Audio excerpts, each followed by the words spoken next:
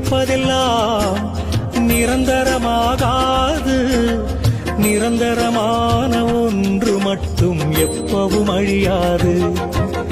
நீ மட்டும் நிரந்தரண்டா, அட நீயே கடவுளடா.